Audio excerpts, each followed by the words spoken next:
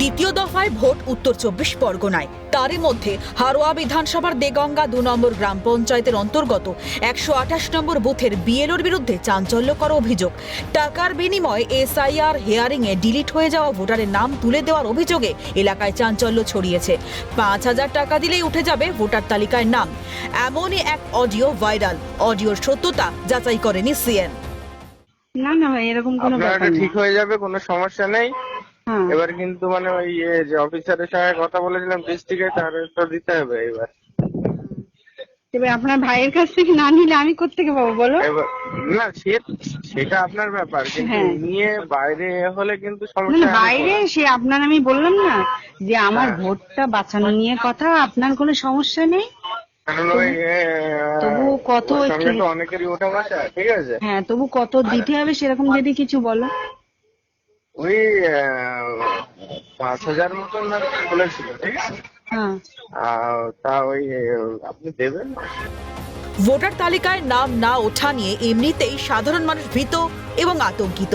টাকা না দেওয়ায় ভোটার তালিকায় বিএলও ইচ্ছাকৃতভাবে নাম বাদ দিচ্ছেন বলেই অভিযোগ করেছেন স্থানীয় বাসিন্দারা। বিএলওর বিরুদ্ধে মারধরেরও অভিযোগ ওঠে। অভিযোগ বলতে যে আমার এই ভোটার ডিলেট হয়েছে এবং আমি বিএলওর কাছে এই ব্যাপার নিয়ে কথা বলি। উনি বলল যে আপনার ঠিক হয়ে যাবে। দ্বিতীয় দফায় যখন আমার আবার লিস্টে নাম আসে, আমি ওনার কাছে বললাম যে দাদা আমার কাগজটা সাবমিট হচ্ছে না কেন। উনি তখন আমার বলল যে বৌদি, মানে এই বিষয়টা নিয়ে একটু অফিসারদের খুশি করতে হবে। এবার আমার কি খুশি করতে হবে ওটা তো আমি জানি না। ওনার ওই জিজ্ঞেস করলাম, জিজ্ঞেস করার পরে বললো যে ঠিক আছে, আমি আপনার সঙ্গে পরে কথা বলছি, যে আপনার কিছু টাকা পয়সা দিতে হবে, আপনার নাম এই লিস্টে সাবমিট হয়ে যাবে। আমি সাহেবের সঙ্গে কথা বলে নিয়েছি। নেওয়ার পরে উনি, তারপরে আমার দুটো হিয়ারিং হয়েছে এবং এখনও অবধি আমার নাম ওঠেনি, নাম ডিলেট আসছে। উনি বললো যে প্রথমেই বলেছিল, খুশি করার পরেই বলেছে যে ৫,০০০ টাকা দিতে হবে। তা টাকাটা আমি দিইনি বলে এখনও আমার নাম উঠিনি। আমি চাচ্ছি যে আমাদের যে বিএলও, যে আমার দাদাটা আছে আর ওর পিএ যে মানে বাপি, এই যে সাধারণ মানুষের এত হ্যারেস করছে, এদের আইনের আওতায় এনে শাস্তি দেওয়া হোক। আর আমার এই নামটা, আমার যে ডিলেট আছে, আমার মানে ৩ পুরুষের কাগজ জমা দেওয়া হয়েছে আমার নামটার জন্য। আমার বাবার নাম ঠিক আছে, তাহলে আমার নামটা কেন ঠিক হবে না? আমি হ্যাঁ, বাপি বলে ওই বিএলওর পিএ যে, আচ্ছা আচ্ছা, উনি ছিলেন, আরো ২-৩ জন ছিল, চিনি না ওদের আমি। আপনাকে মারধর করে? হ্যাঁ, আমার মা ফোনটা কেড়ে নিয়ে মারধর করে। ফোনটা কেড়ে নিয়ে মারধর করে। এবার গিয়ে আমার মান সম্মানের খাতিরই হচ্ছে গিয়ে লোকজন ছিল, আমারও কম বেশি ও গেঁটে চেনে। তো আসার পরে আমি গলায় দড়ি দিতে যাই, তো এসে আমার গিন্নি দেখতে পেয়ে ওরা ছুটে গিয়ে আমার বোঝায় বারণ করে, ঠিক আছে। এবার ওখান থেকে এসে আমি আর আমার গিন্নি আমার বাবাকে জানালাম। আমার বাবাকে জানিয়ে তো সবাই মিলে থানায় গিয়েছি, কমপ্লেন করেছি। কমপ্লেন করার পরে এখনও কোনো পাচ্ছি না। যে এসআইয়ের কাগজ নিয়ে আমাদের ডাকলো, 2 দিন পর ফেরত দিয়েছে।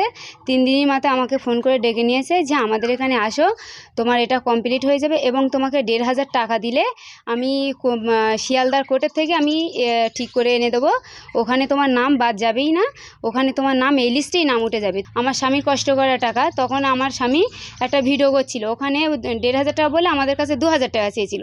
তার জন্য আমরা একটা প্রমাণ রাখতে চেয়েছিলাম এবং আমার স্বামী সেটা ওরা বুঝতে পেরেছে যে ভিডিওটা চলছে, তার জন্য ওটা মানে কেড়ে নিয়ে আমার স্বামীকে মেরেছে এবং মারার পরে ওই ফোনটা কেড়ে নিয়ে ভিডিওটা ডিলিট করে দিয়েছে এবং আমাদের মানে উল্টোপাল্টা ভাষাপত্র দিয়েছে। কে মেরেছে আপনাদের? আমাদের বাপি, বিএলওর সঙ্গে পিয়ে থাকে যে ওই বাপি।